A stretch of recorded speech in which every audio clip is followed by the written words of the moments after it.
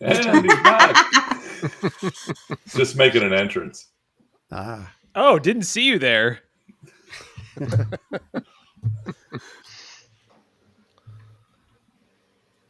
All right, we've got some juicy stories today, don't we, Huey Lewis? Well, you were the news, so I wouldn't know. I'm just the lead singer. I didn't realize there was going to be a musical theme on the names. I chose the wrong name again this week. So I didn't either. I think it was completely coincidental. So, Hal, you know what? Let's start out with you. There's something about a bank down under. Whoa, we haven't done the fingers yet. Don't jump the gun. Kelly is pre-show banter. This is pre-show. Pre-show banter. You're overqualified for this job, Kelly. Oh no! Classic Clearly, person clearly, just trying to overachieve, dunk on everyone.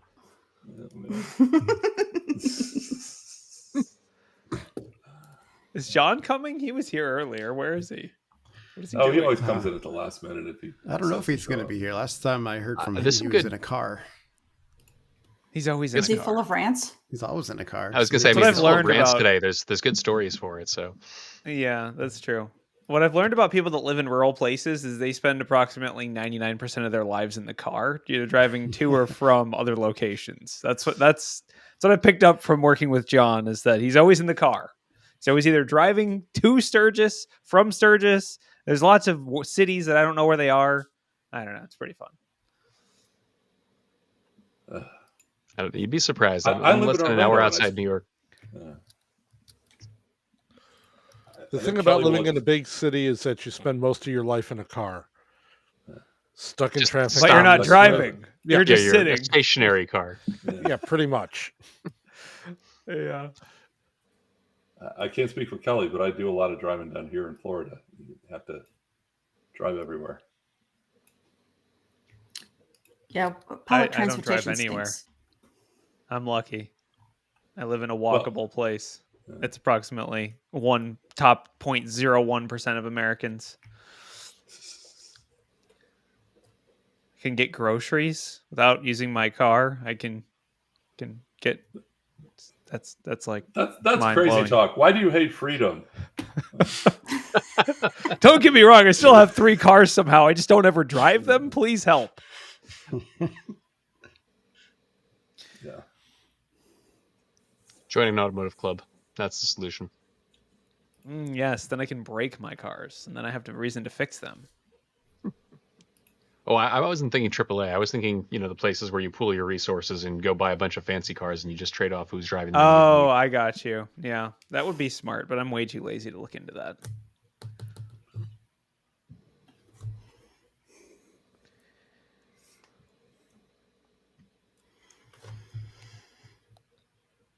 Actually, I had to renegotiate my auto insurance, and it struck me as I was talking to the insurance agent. Neither my wife or I commute to work anymore. We're both working from home now. So, You'd think that would save you money, but somehow it doesn't. It actually saved me a tiny bit of money. It's like, oh, here's $7 for not driving 90% as much. It's like, oh, thanks, great. Well, I have 2 drivers under the age of 21 in my household, so that's really where the bulk of my auto insurance. Oh yeah, goes. So you're a write-off. You're You're like luck on that basically included for free on the policy. Exactly. I'm rounding error on the policy. Yeah, they're like, who's this authorized driver? Oh yeah, Actually, $3. Sarsaparilla, believe it or not, they offered me a pretty steep discount if I would put an app on my phone that would track my driving behavior, and I said no, thank you. But yes, classic. And then the funny thing is that only makes your insurance go up if you actually, it's like, we'd like to offer you a discount. If you drive like a grandma, we will give you a discount. Otherwise, we will give you a price increase. It's a bargain. Well, for those of you who don't drive in Florida, Florida has red arrows everywhere at intersections that don't need to be controlled by a red arrow, because we've got so many elderly drivers here. They really can't anticipate how to make left-hand turns. So every doggone intersection is controlled by a red arrow, a left turn red arrow. Oh, it's even more fun when now they're yellow arrows sometimes. Oh, God's and they waiting blink. room. It's God's waiting room. I don't God's know what waiting to room. expect. Yeah. There's lots of arrows in the waiting rooms. It makes sense. Okay, it's They either finger go time. up or they go down. Ryan, I think it's finger time. Yeah, Is it finger time? Send All it. right. Send it, Ryan. Send it. All right. Let me hit the right. They moved all the buttons around on this thing now, so I have to click like 3 times to find the video. Oh no. Here we go. Wah, wah, wah.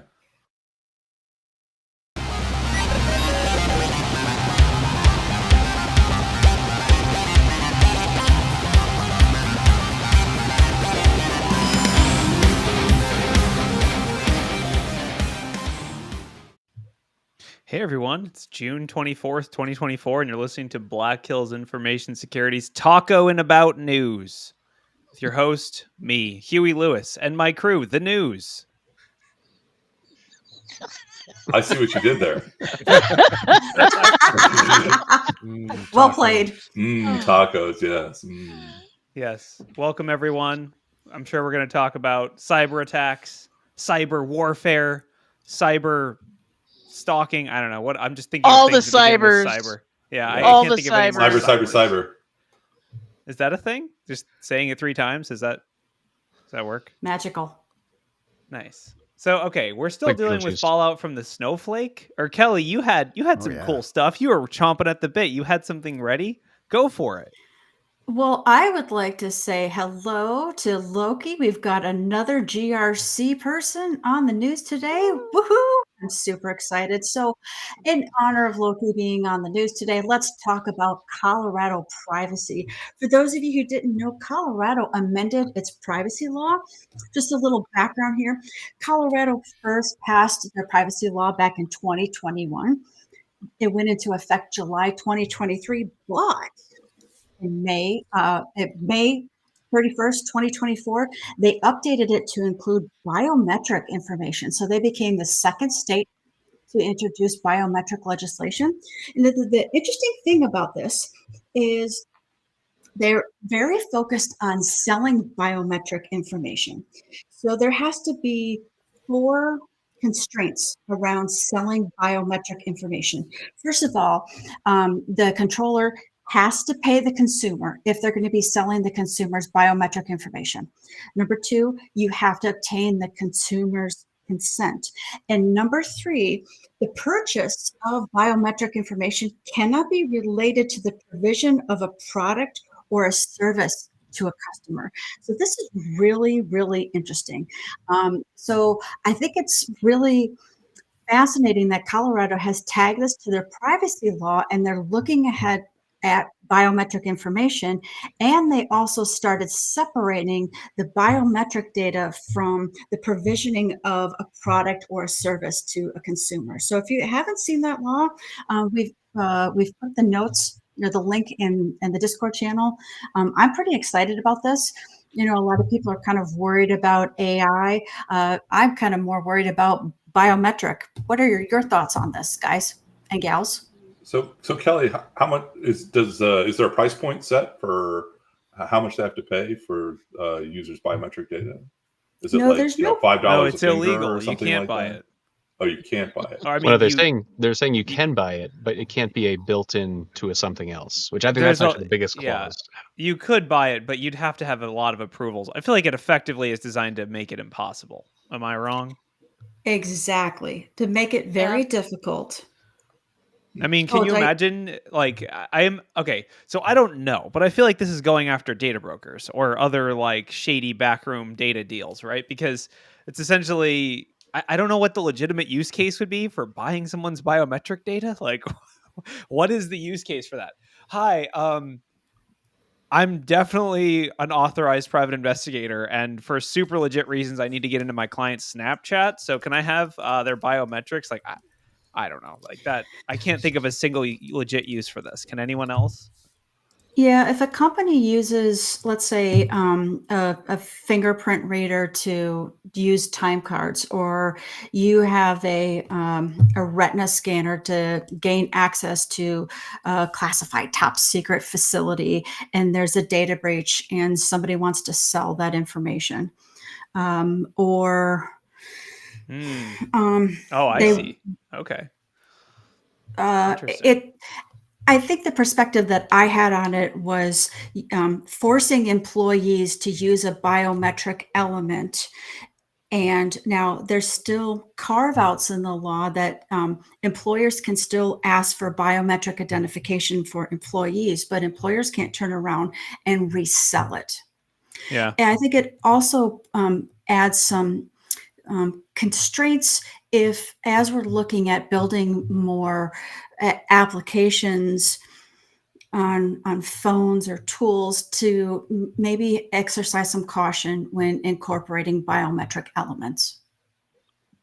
I think it's Like- good. I will say that my only concern with this is like for the security companies that or other, good guys that would purchase this data in order to prevent it from being used, it will slightly complicate things for them, right? Like, not that we're necessarily purchasing biometric data, and to be honest, this seems kind of ahead of the game because there's not like a biometrics are us market where you can just go and buy someone's fingerprint that I know of personally, but I think it's a surprisingly wholesome and good thing to prevent at least companies from selling people's data from Colorado. I mean, there's still 49 other states worth of people's data to buy and sell, I guess, but I think it's good.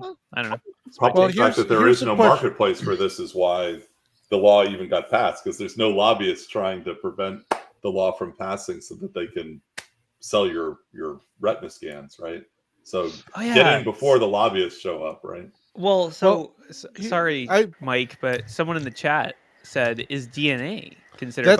That's where I was just going to go along the lines with your diabetic supplies all now being connected into your phones.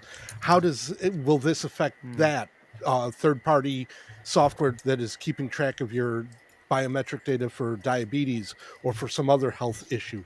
Is that going to wind up going ahead and falling underneath this? How does that figure into it all? Or even just Yeah. 23andMe, right? Yeah, I was gonna say, does this effectively just outlaw like 23andMe? Like, does it just block it from? Like, I mean, I guess No, okay, it just they means can. that they can't sell your data to somebody else. Right. That's effectively okay. So that's good. I feel like this is good overall. I mean, Mike, I guess I would say in your use case of like people are, I mean, I guess I don't really know what counts as biometric data, but like, I have a fitness tracker. Does it prevent them from selling like my heart rate data? Does that count as biometric data? Because I feel like someone's got to be selling that. I don't know. I feel like think it's it might a good actually thing. be part of what they're targeting here is companies that are already harvesting that data for some purpose or other, and then might be tempted to resell it. That third clause that says that any data that's collected cannot be in association with an existing service or product would basically cover things like the Fitbits and all the other trackers that folks use, and basically make it illegal for them to do anything with that information. Which I feel like is a good thing. I mean, overall, I feel like I can't think of a downside to this other than the very unique and specific edge case of like a company like us that would purchase people's biometric data to prevent it from being used, right? Or Mandiant or other companies do this, right? They're like, hey, we bought the data and then we deleted it or notified the parties and then deleted it. But I think this is more about brokering like consistent transactions. A company is trying to, find all the people who they can sell this pharmaceutical product to, and they went to 23andMe and pulled the DNA of all the people who are susceptible to this genetic condition that it was built for. Like, that's incredibly privacy invasive. So I'm calling it a win, but I don't really know. Yeah, I mean, I would be 23andMe out of business, right? That's basically their entire business model, right? Is it? I don't know what their business model is. I'm assuming it's just selling test kits, and that's why they're struggling, because people are like, well, my DNA hasn't changed, and once they reach their saturation point of getting their DNA tested, then there's no more things to buy. But I don't know. Isn't there part of their business model is to identify diseases, genetic or inheritable diseases? And I'm speculating wildly here, but they could sell the results to insurance companies, and insurance companies can say, Kelly, you have the marker for, MS or MD in your genetic material. Therefore, we're going to raise your insurance rates. Yes, I could see it 100%. I I think think they also sell it to like law enforcement too. Yeah. I mean, that's how they're catching. God. That's how they're Yeah. catching serial killers. Like legitimately the. Well, but that's not. Yeah, Now you're I don't right. know if there's There- an actual like agreement. You know what I'm saying? I'm just saying. I don't think that it's selling it. I Yeah. think it. I mean, that is okay. that's a there's an use case. angle. It's a use case, not necessarily. No, but that is an angle. Would this prevent someone who committed crimes in Colorado's data from being ingested into a federal database that would like track serial killers or something? Yes. I thought it was wild how they did catch the Golden State Killer because there was like the Yeah. DNA of a relative. It was this, yeah, totally. So it's just going, like wow.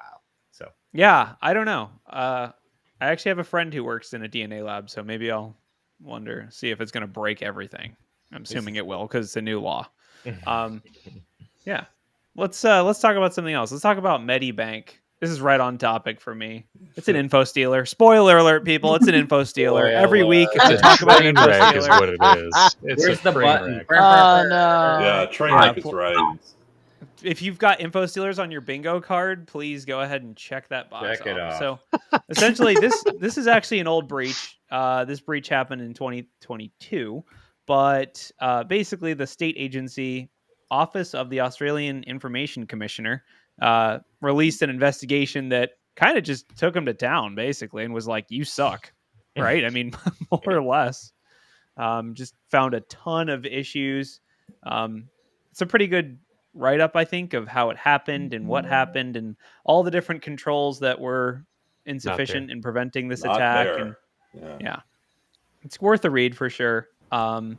Basically, to summarize for anyone that wasn't familiar with this breach, it was an info stealer. They used their personal browser on their work computer, like I've talked about 1,000 times.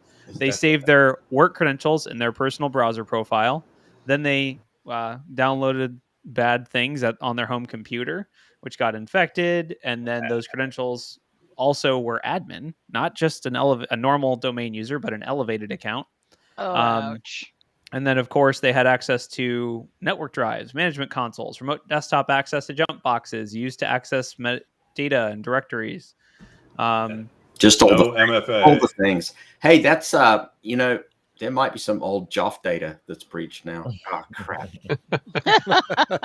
Thank goodness there wasn't any biometric data.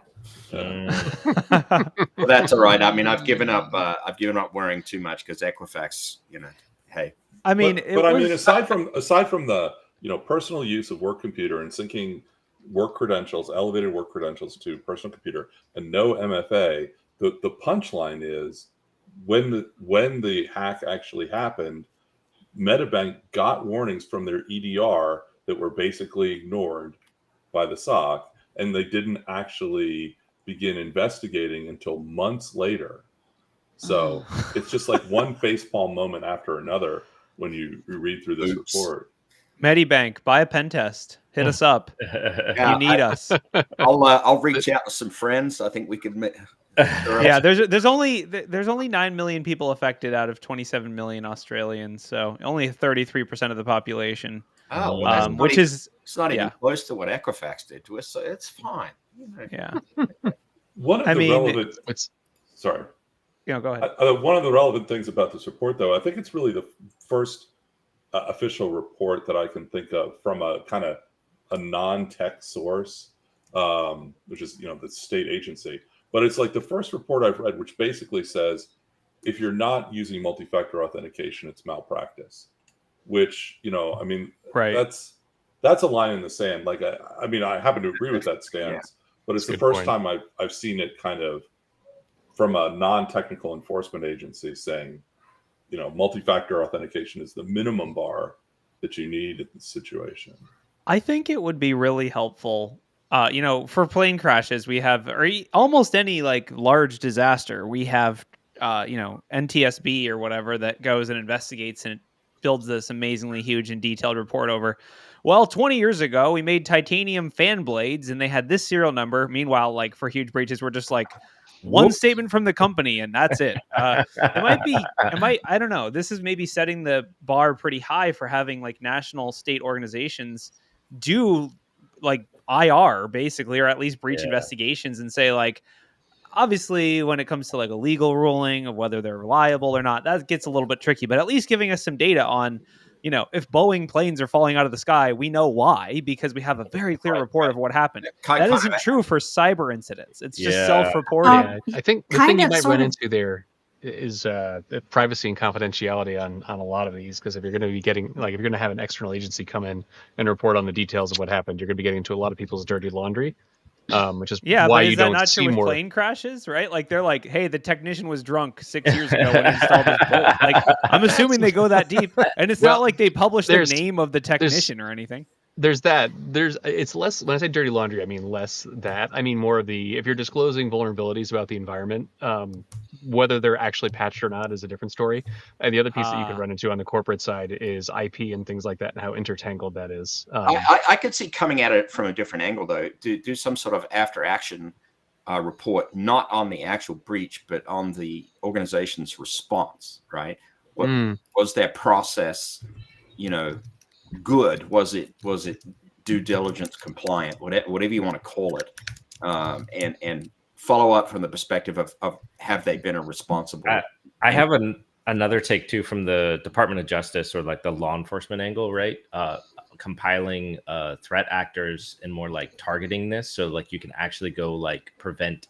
Like there's two ways to look at it, right? Like you can secure your systems and then nobody will be able to get in, right? I mean, hypothetically here, but also the other side is the attackers, right? And where they are, who they are, and all these other things, right? It's kind of like if someone goes and blows up a building, right? Everyone's going to try to find out who it was, and then we're talking about life versus money or value, or potential value. But still, finding out who actually conducted these attacks is also pretty relevant. Yeah. Hey, I mean, I Corey. think it's basically the decision has been made that human lives are more valuable than people's social security numbers, and we've made that ship has sailed. that ship has sailed long ago. Yeah. And maybe that's fair because it does take an immense amount of time and resources and things to do these kinds of investigations. But I don't know. I feel like it'd be kind of cool reading a full debrief, like similar to this. I think OAIC. I think KT in the Sunshine Band wants to make a comment. So. I do. So let's not forget that we do have the CISA Cybersecurity Security. Wait, I didn't say it right. The Cyber Safety Security Board. We saw it with. Okay, wait. Is this real or did you make it up? Say that 3 times fast. The CISA has the Cyber Safety Security Board. We saw it with Microsoft. Remember when Brad Smith came and testified in front of Congress? So I think we're going to be seeing more of these sort of debriefs from CISA. That was the first Cyber Safety Security Board. You're right. You've got a very good point, which is that they did release a report on the Microsoft Online Exchange incident from the keys and Storm 0558 and all that good stuff. So maybe this. I will say that was a particularly like government impacting one because they literally only targeted government accounts, to my knowledge. But I think it's a good template to have for things that are centrally important. Banking, energy sector, healthcare, like things that are like, it's not like some random, toy manufacturer, Lego was breached or whatever, who cares? But if it's like, hey, this is something we've decided is like a human, basic need that Americans have or whatever country citizens have. So maybe it'll happen more. There needs to be a threshold for loss that triggers this, right? I mean, like you lose more than 10 million records or something like that. And somebody. Yeah, but this was only State Department people's emails, which are worth, I don't know how much. Apparently a lot, but politically, yes, a lot, but monetarily, maybe not that much. I don't know. Like it's hard to define a threshold, I guess. Well, don't we have for publicly traded companies, the SEC now requires them to report their breaches inside of 72 hours? Yes, but that's just saying, hey, there was a breach. Couldn't they go ahead and ramp that up a little bit, make it easier? I mean, we all know how difficult it is for some of the people in our industry right now to get jobs. Are we really going to be able to get enough people hired in the government to go ahead and do that for every single breach that we see out there at this point in time? Yeah. And we see how many breaches we come across our line per week. How many are we not even seeing? Yes. And I mean, right. Yeah, we also don't investigate, minor incidents. If a plane does a tail strike on takeoff, there's not 100 people investigating it. It's just like, okay, cool, thanks. There are like degrees of severity that are clearly defined for the NTSB. So I don't know. I mean, I think it's an interesting idea. We'll see. I mean, the SEC has a great history of investigating wrongdoing, as we found out from Bernard Madoff. He was definitely very well investigated by the SEC, who found no evidence of wrongdoing 3 times. But Exactly. anyway, after he made off with all our money, but just Made off. Ooh. But just a quick comment. Hal choked on that pun. You got to be careful there. Sorry, it caught me at just the wrong moment. You know, a few Australian media sources are actually leaning in and saying that Australia and New Zealand, in fact, need to collaborate on what they call an ANZAC, or the Australia and New Zealand Collaborative Cyber Safety Security Board equivalent. It's some of the stories that I picked up. So I think Australia is realizing it needs to do more from a public government oversight perspective, but knowing their luck, it'll overshoot and they'll go way too far the other direction. Knowing this, so, Isn't that chronic with government, just in general? well, next story. Moving on. moving on. So we're still dealing with fallout from Snowflake, which is not just a sick way The to flakes burn the libs. continue to fall. You can't, but basically, so CDK Global, which is a what is it, a car parts manufacturing, or what is CDK Global? Does anyone know? They make there's Software. software They're like for the back-end software solutions for car dealerships. Gotcha. They handle a lot of That's why logistics cars are and so booking and expensive. sales and What stuff. could possibly go wrong? Sorry.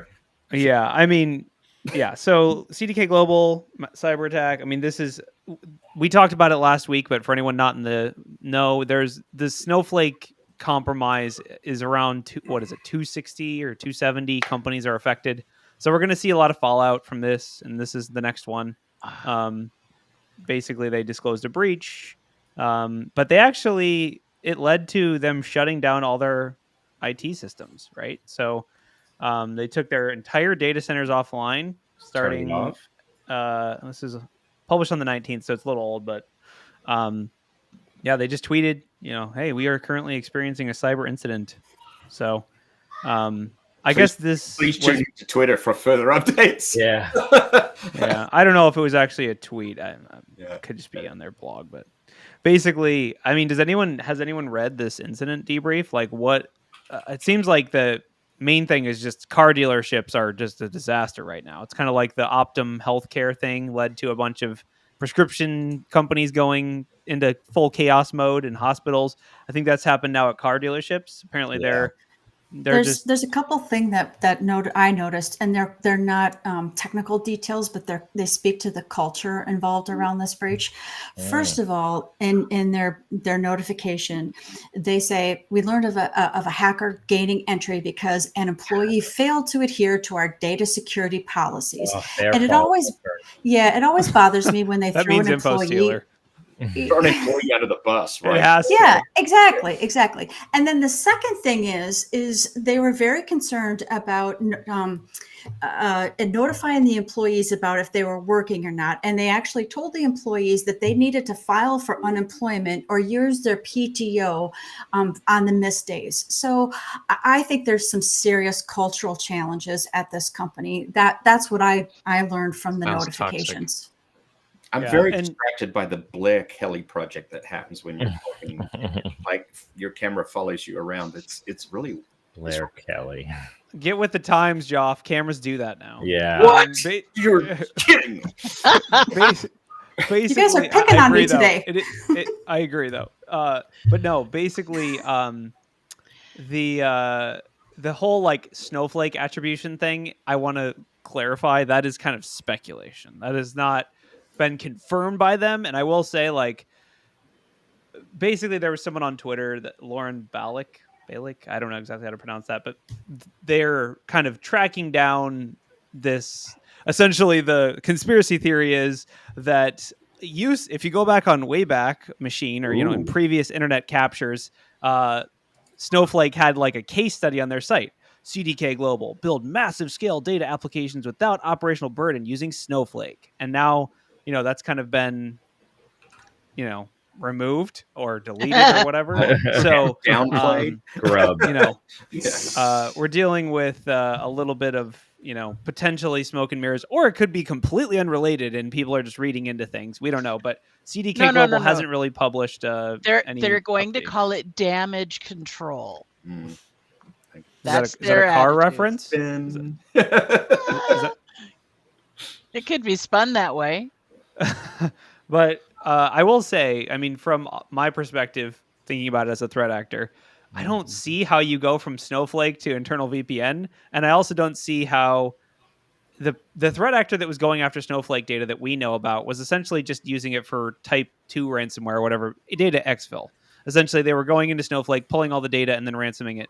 That didn't actually lead to operational impacts. Now, it is possible that same threat actor realized for some of these companies that there were actual operational ties or credentials or things in Snowflake that they were able to use to pivot into the internal network, shut things down. But anytime things are shut down, I get the vibe of ransomware. Yeah. And I don't see how you turn Snowflake compromise into ransomware unless they really use Snowflake for everything, including like Active Directory or something. But I don't know. Remember, with a bunch of the Snowflake victims, though, it wasn't pivoting from Snowflake's infrastructure into the victims. It was going into Snowflake victims who didn't have MFA set up, and then going out to info stealer dumps out on the dark web, and then using those to jump in. So this could easily be one of those. Sure, but the question is, so the question is, even if they just got into Snowflake, how would they have taken down? I guess maybe they could have just deleted all the Snowflake databases.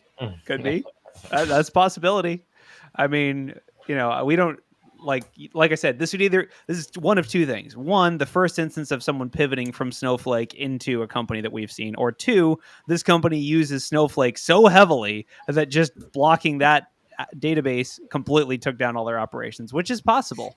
As we know from a tweet from 3 years ago, they were using it massive data scale applications. So you never know. But truthfully, I've seen single points of failure before. I remember a gajillion years ago, it seems now, I was working for a company and we used Amazon Web Services for stuff. And when AWS had a significant failure, it took us out. And even after their services came back up, the domino effect from this, depending on that, it took us weeks to recover. Yeah, I think it's a reasonable. I think that's a totally reasonable assumption. They were like on their case study list as being a heavy user of Snowflake. Someone gained access to Snowflake. Maybe they took all the data out and then decided, you know what, I'm going to use this like a ransomware in Snowflake. I mean, this is almost, if we're taking this assumption as true, which I think is fair, it's almost like the first like vendor ransomware. It's like, and we've seen examples going back even 10 years ago. There was like, what was it? That one Git book or some Git website, like they lost their AWS keys and then they just like the company just shut down because someone came into their AWS console, nuked every single asset, and they just couldn't recover. So we've seen like vendor ransomwares before, but maybe this is another example of that, of like they only had complete control over Snowflake, but that was enough to take down the company. Like Bronwyn said, single point of failure, totally possible. One All right, last people are thing on talking story about that, sorry, go ahead. I was going to say the one last thing on this story. I think Rick Deckard also mentioned something related to this in chat. It's interesting to see it in this, in cases like this one in Change Health, the degree to which companies really don't have the on-paper business continuity plan in place. Where they have an availability solution where it's like, hey, if system A is down, we've got system B. But a lot of places do not think about what if the systems period are down. And so you see like the car dealerships are shutting down, because they don't actually have a pencil and paper play for these things. You see that with a lot of the medical side, although I think medicine is honestly in slightly better shape because medicine until fairly recently was on pencil and paper. And I've had a similar experience in previous employers where like there was, I'll say credit to them. They actually had the question, what happens if everything's down? Can we still do business? Can clients still withdraw funds? Like, do we know who we would even call to withdraw client funds? And a lot of places don't think about that. And it's actually a very important part, especially with things like ransomware and with like the dependency on cloud providers. I think the other thing that we start taking for granted at times is we tell people back up, back up, back up. What seems to be happening with a lot of these is that they're getting in and they're waiting and then the software and their backdoors get caught up in the backups. So that way they've got another backdoor, a secondary way in. They're able to go ahead and get the backups locked down and locked out, and trying to restore to the backup just reinstates everything yet again. Yeah. Or people have backups, but they've never actually tested whether they can do a restore. Or no, you test and prod. Come on, we all know that. Oh, I've totally seen that before. People are like, yeah, we got backups. Well, are you testing your process? What do you mean? We're backing up. No, we're testing your Show me a restore. Yeah, that's the difference between ransomware for a day or two and ransomware for a week or two. Yeah, it's like that last mile for doing that. Integrity of your data is making sure you can get it back, and how long it would take. Yeah, and I mean, basically, this is unfortunate, but if there's any victimless crime out there, it's hurting car salesmen. They're like, no, I can't run the numbers. I can't lie to people about their car payments anymore. Crap. Well, the other problem with this one, Corey, is that it doesn't just affect the car salesman. It affects the back end, where the shops themselves, where they're repairing the cars. So the cars themselves, they're not having trouble getting parts or having trouble getting this or that, because it's all interconnected at this point in time.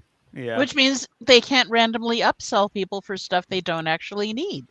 No, that means that they can go ahead and say, oh, we can't do this, but we can get you a new car. We can write it all out on paper and pencil for you and get you a new car, so that way you don't have to wait for however long it's going to take. I will say, I feel like I'm generalizing here, and if you're like a car mechanic, I'm not targeting you personally, but I feel like car mechanics have been crying wolf on this for years, of being like, oh, sorry, the system's down, I can't get it done this week, and now it's actually down. They're like, oh crap, what do we do now? We can't tell anyone anything. We've been telling people that the system is down for the last year. What do we do? It's actually down. Lost our excuse. Yeah. So have to come up with something new. Yeah. Anyway, people are already mentioning it in the chat, so we should probably talk about the whole Federal Reserve Board LockBit situation. Oh boy. So 33 terabytes. Yeah, 33 terabytes of encrypted MS SQL data. No, I'm just kidding. I don't know what it is, but so the news article is essentially LockBit, who, if you don't know who that is, I don't know how you found this podcast. Up-and-comer. No, LockBit is a very, very well-known ransomware threat actor. They basically posted and said federalreserve.gov is on the hit list. So they claim to have 33 terabytes of sensitive data, including Americans' banking secrets. Now, I don't know about you, but I've never provided any of my secrets to the Federal Reserve. As far as I knew, they just store a bunch of gold. What do they actually do? Does anyone know? What does the Federal Reserve actually do? Other than have Fort Knox. They print money when we run out of it. That's what. Okay. Like, oh, The we got Federal A little thing Reserve. called interest rates. I don't know if you've heard of those. Yes, but that's not my data. That's like my problem, not my data. They manage I the, Yeah, they I don't manage think the flow of money between. There's at least 12 federal banks. So the country is divided into geographic regions. So the Federal Reserves make sure that there's enough cash in each of the geographic regions of the United States. So they supply the regional banks. So they'll check to see, is there enough cash in this area? So remember what happened with the Great Depression, that there was a run on cash when people You mean thought that Silicon Valley Bank? Runs happen like in modern era. It happened like last year. There was a run like last Not year, on and that Silicon Valley scale. Bank is totally Not dead. So on that it's scale. not just Depression era; it's current era, baby. Yeah. But believe it or not, there's still a lot of people whose economies are based on cash. very true. Yeah. I mean, ours included. But Yeah. yeah, I mean, I'm just okay. So Well, there's cash- so many memes. There's so many like things popping into my brain right now. Number one, why wasn't their security as strong as Fort Knox? Well, the first question is, do you actually believe LockBit really did it? Or Well, is this that's- they yeah, produced no data yet, so That's true. There's no, That's they a good haven't point. produced any proof yet, so I don't know. Is this like they an just trying ad to get street campaign? cred? This is just an ad campaign. We're for them. still They're like, here. yeah, hey, don't forget about us. We weren't taken down by the government yet. well, yeah. Um, I mean, so some people are saying it's retaliation for the FBI releasing a bunch of LockBit secrets. Yeah. So we'll see. Yeah, I don't know. I mean, I will say, like, I am like both confused and scared about what 33 terabytes of data from the Federal Reserve would look like. Yes. Like, I don't, like, in my mind, there's no way they have anything other than spreadsheets. And the concept of 33 terabytes of spreadsheets is a terrifying concept. So I just can't think of what, unless like they just, I don't know, have a bunch of like logs of some like central banks or something. I don't know. Maybe there's some kind of regulatory thing where the banks have to like report what they're doing or something. I don't know. I'm trying to figure out what these secrets are that they're so foaming at the mouth over. It's like, okay. Well, I mean, Kelly's right. How to get into Fort Knox, obviously. Yeah. Well, I'm just wondering if it's something like, how much Elon is spending on something. Mistresses. He has so much. You're saying he has so much money that he just goes straight to the Federal Reserve and banks with them. Like he just mails them a gold brick and they mail him back a credit card. Like, I don't know. So either way, it's, Kelly's right. The Federal Reserve facilitates large money transfers all over the country, and so potentially, if this is uber secret data, it could be the U.S. equivalent of the Panama Papers, right? Where you're seeing, large bailouts, fund transfers from corporations and high wealth individuals that, who knows, could be an interesting money trail. Yeah, well, it's a lot of lines in a spreadsheet to get to 33 terabytes. So if it happens, journalists will have the claim, work. They'll have their work cut out for them going through all that. Well, that's okay. They'll use AI to facilitate that. Yeah, that makes perfect sense. Well, we got 35 minutes through the newscast before we really talked about AI. I'm impressed. Good job. Get your bingo card. Was that the first time the acronym came up? Wow. Yeah, whoever brought it up, now owe everyone a beer. All right. So now we're going to talk about AI for the rest of the episode. Well, there is the report out of the UK. Okay. Yeah. Go ahead. Yeah. So apparently, for the last couple of years, the UK has been piloting some facial recognition technology in train stations without sort of letting anybody know about it.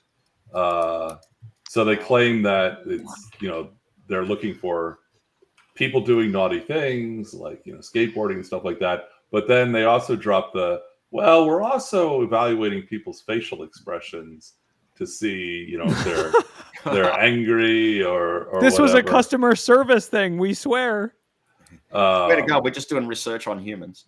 The history of AI, for facial recognition and that kind of thing is just rife with abuse. The models historically have targeted people of color much more than white folks. They're the ones where they've tried to use it to detect criminals have repeatedly mixed up people of color because, frankly, the models are trained on the largely white developer pool. So this is a bad idea in every respect, and the fact that it was rolled out with no notification at all just really feels scummy. Oh, it's totally scummy. I'm also especially scummy if you aren't already just seething. Let's say that they also used Amazon to facilitate this, which just kind of adds a whole layer of, because the reason being that Amazon has a track record of their facial recognition data being used for law enforcement and having tons of false positives of, this person's definitely a match. And then it turns out it's actually a U.S. senator. But yeah. Here's the beautiful thing about the UK, though. Once they get it wrong, they're going to roll it out to all of the 56 Commonwealth countries around. Oh, God. I don't think they have the street cred to do that anymore. But maybe the Empire will awaken. Like the Empire will awaken, and they'll start pillaging artifacts and things again. I don't know. Australia, Canada, they're going to be like, yes, bring us your flawed technology. Okay, so seriously though, if like just to make it funny, what possible ad would be targeted to you because you had a certain emotion in a train station? Would it be like, you were mad in a train station, you should get AirPods, they have noise canceling? You didn't like that baby crying? Well, try this. Like, I can see it. You're sad, buy a donut. I mean, or you're sad. I mean, on a more It's your serious hemorrhoid version of that. cream. Oh no. This is the UK. They need to like go and get a beer or something. It'd be like fish and chips. Okay, that's another joke. But like, do UK people show emotions on their faces, or are they just always just so like even keeled and stoic and not like? That's why you've got to test it in the UK first. The hardest if you can detect emotions there, you can detect them anywhere. It's like sarcasm detected at confidence ratio 20%. Oh, God. What were you going to say, Sean? I was going to say the one case I could think of was the hey, you look depressed. Pop the do you need help hotline number up. On a billboard.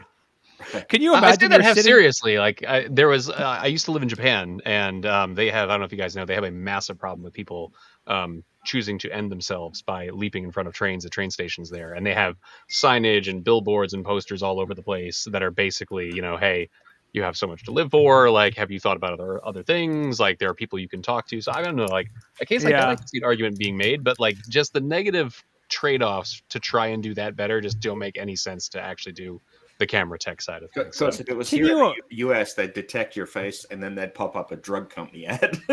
Yes, that is it'd be like, true. okay, so here's the scenario, and people writing Netflix shows, you can have this idea for free just for listening to this podcast. All you have to do is, you're like, the scene is someone just went through a bad breakup and they're sitting in a train car by themselves looking sad, and all the advertisements switch to like, donuts, chocolate, ice cream, Zoloft, Xanax, like just like all the advertisements switch. Ashley Madison. Yeah, Ashley Madison, Pornhub, and then like the worst one is like then they stay sad. Those ads don't pep them up, and then after a minute it switches to there's more to life. Don't kill yourself. It's like the ultimate insult of like, you look sad, have a donut, and then they're still sad. And it's like, the donut didn't work. Don't kill your I can't imagine this being a good thing. That actually does sound like a really cheesy TV show. Yeah. Sci-fi. A made-for-TV movie. Show. Yep. Yeah. The train becomes sentient because of all the different emotions that it sees on there from all the different people. It can't pick out what it needs to do, so it just does everything all at once and keeps on going. Yeah, it could be like the AI version of Amelie, where it like tries to make people happy as they commute. It's like I sped up the train by 50% to make everyone happier. There was a massive crash. Algorithm failed. Yeah. No, I mean, yeah. Let's see. I never thought I would say this, but let's talk about PowerShell. Oh my God. Is Kelly okay? Is she feeling okay? She's on a roll. No. Kelly, if you get up and pace, will it follow you? Like how? No. Stay on topic. Stay on topic. Kelly, blink What's wrong with PowerShell if PowerShell? you need help? Nothing's wrong with PowerShell. But there was an interesting article that popped up again, talking about. I wanted to talk about the article because it reminded me of one of the CIS controls about, I have these conversations with people about disabling PowerShell on workstations. And they say, well, you don't need to disable it, or, why do you care about the PowerShell console on workstations for end users? And I say, because they don't need it. And this story was a great example of why you may want to consider disabling PowerShell on your endpoints. If somebody else would like to describe it a bit more technically, I am. You want me to run it down for you, Kelly? So user gets user gets a pop-up in their browser that says, "Hey, there's a problem with your certificate, your certificate store. You need to update your root certificate. Here's the command to do that," and they give you a blob of obfuscated PowerShell, which you're supposed to cut and paste into an admin PowerShell window. Obviously, from my perspective, if you're cutting and pasting obfuscated PowerShell, into an admin level window, you deserve what you get. But from a end user's perspective, okay, this is remotely plausible, right? The browser's telling them they need to do something, and we've basically indoctrinated a generation of people into doing whatever the browser pop-up says. So yes, they cut and paste this PowerShell into their PowerShell terminal to fix their problem, and it only causes more problems as it downloads malware and proceeds to take over their computer. How could this be possible, though, with the default execution policy? No, I'm just kidding. Yeah. Oh, no, indeed. You're assuming that one exists. No, that it's a joke, because if you ever use PowerShell, it gets all nasty, and then you can just use a command to completely turn everything off. It's a feature, Corey. Feature. Yeah. So anyway, it's a social engineering attack through the browser.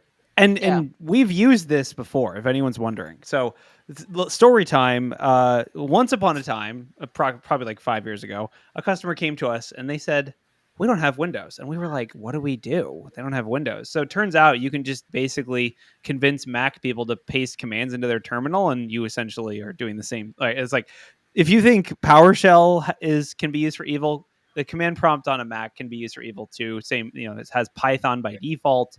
Turns out there's tons of Python C2s and command things and evil Python programs. And so it's totally possible.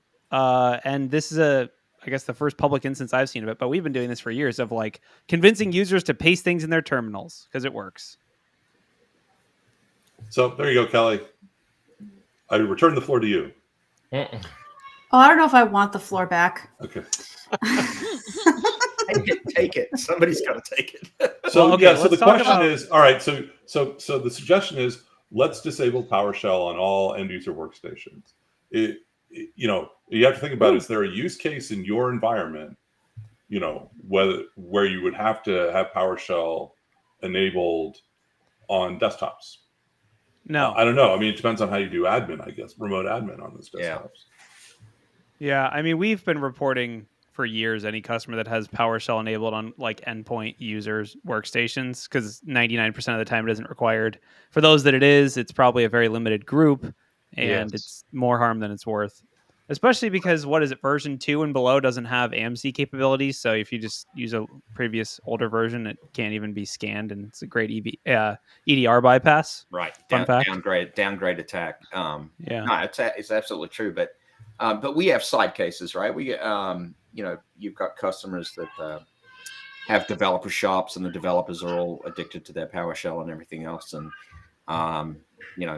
then you've got to put in some sort of compensating control to segment them out, separate them from the rest of the population. If you're going to allow them to have more power, with more power comes more responsibility, right? Surprisingly. Yeah. And I would guess his attack wasn't auditing big time on those, end stations. Yeah.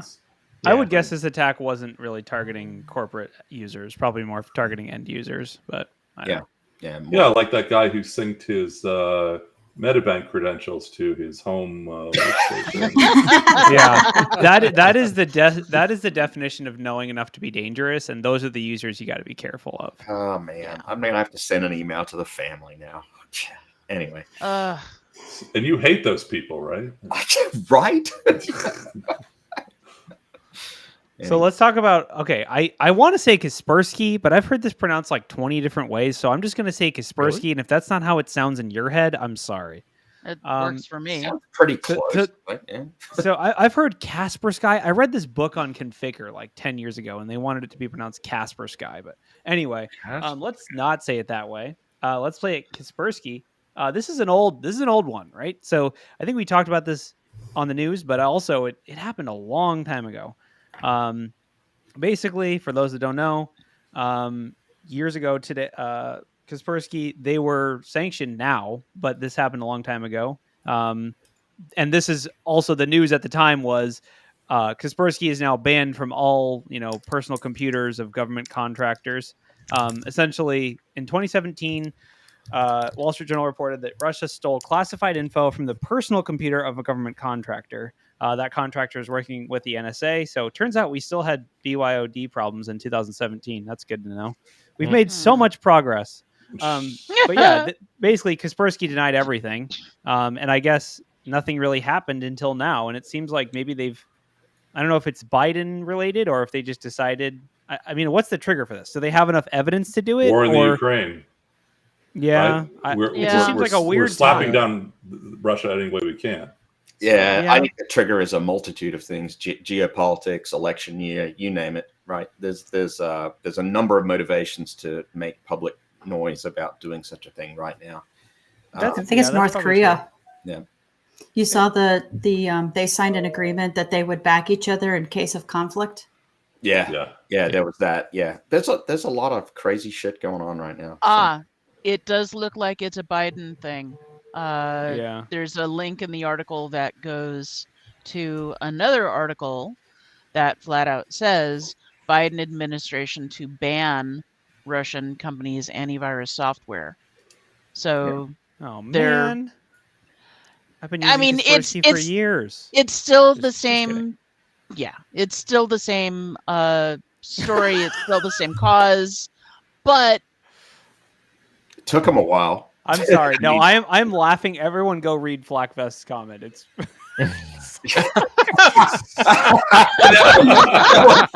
Funny. All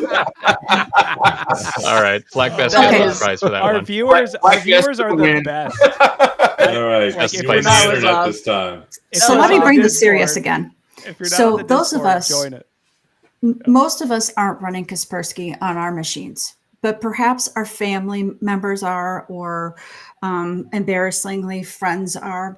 But I did notice a tweet by Malware Jake, our beloved friend, who said he is kind of concerned about this because he's seen Kaspersky on ATMs and other embedded systems. So I think this is something more than just a passing fancy. This could prove to be something a bit more serious. Yeah, no, that's a Interesting. really good point. Thanks for bringing us down to earth, Kelly. I mean, I'm really depressed now.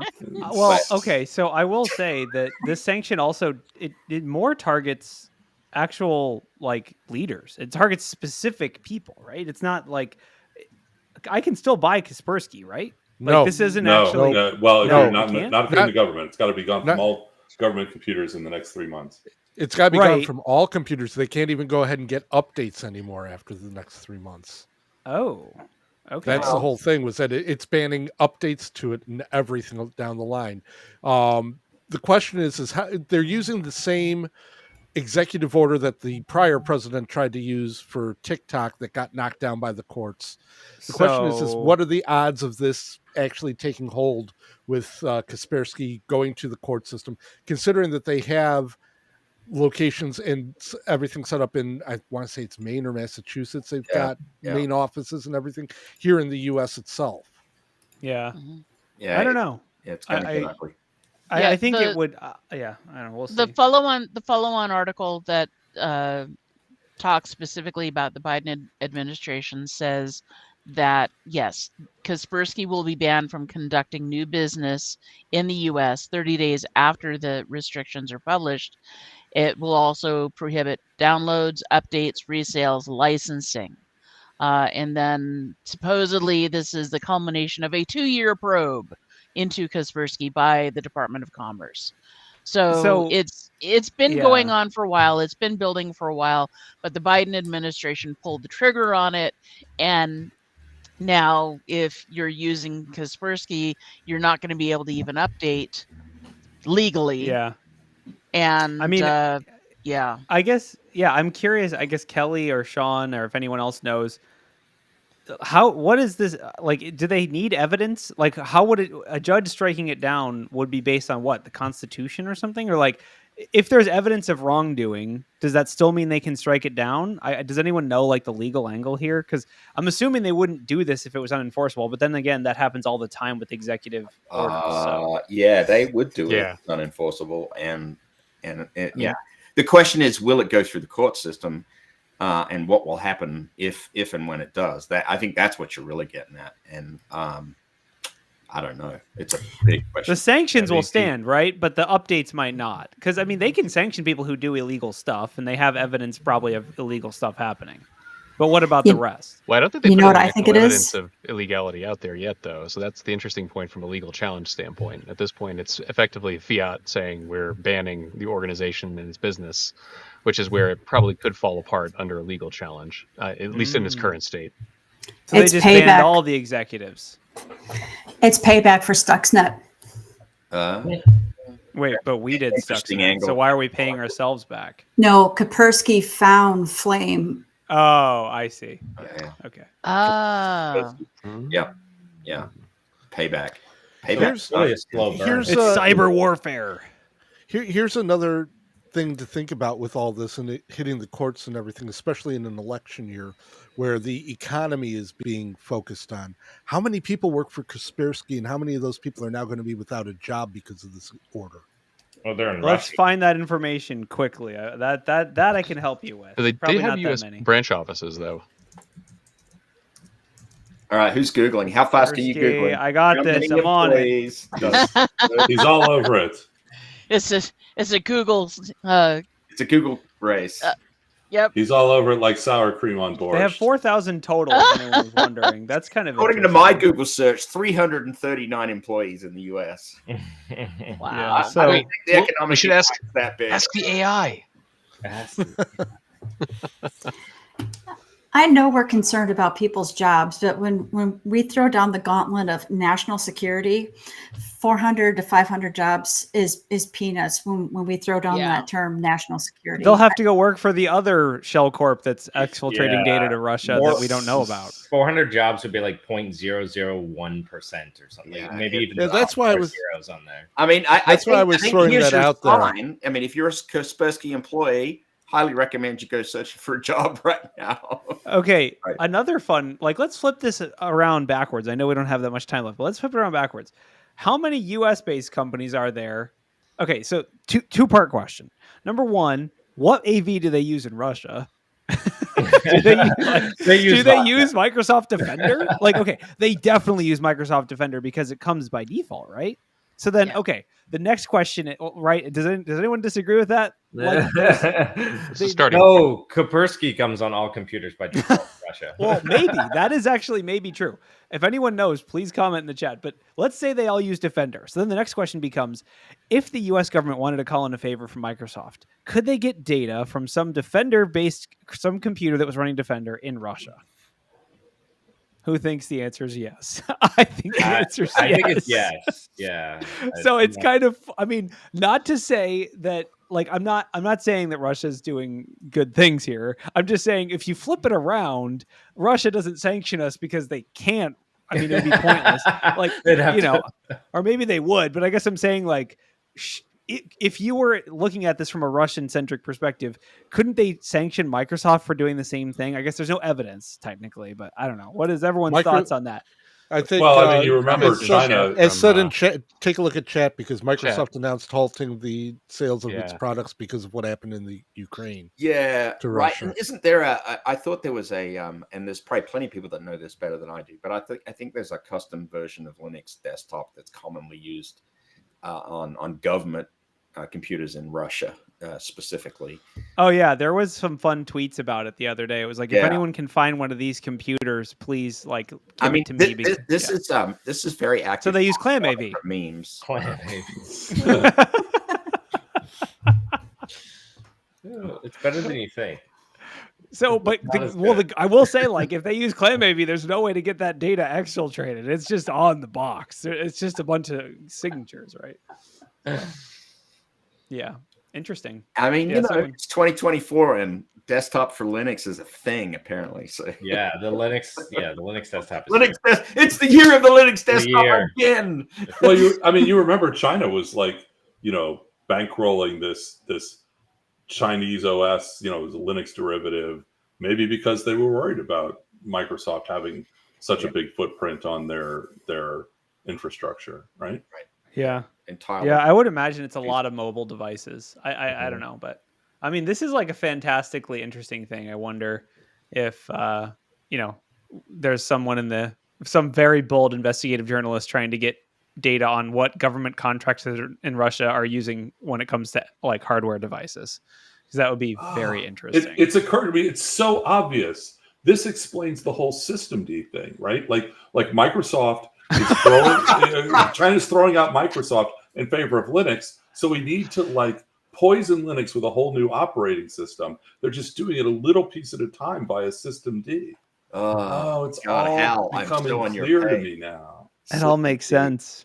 Yeah, that's a conversody theory right there. But Right there. Yeah. Oh I yeah. think we can head straight for the bar on that one. all right, kill the fire. Everyone, bring your tinfoil hats next week. Bye, everyone. Thanks for coming.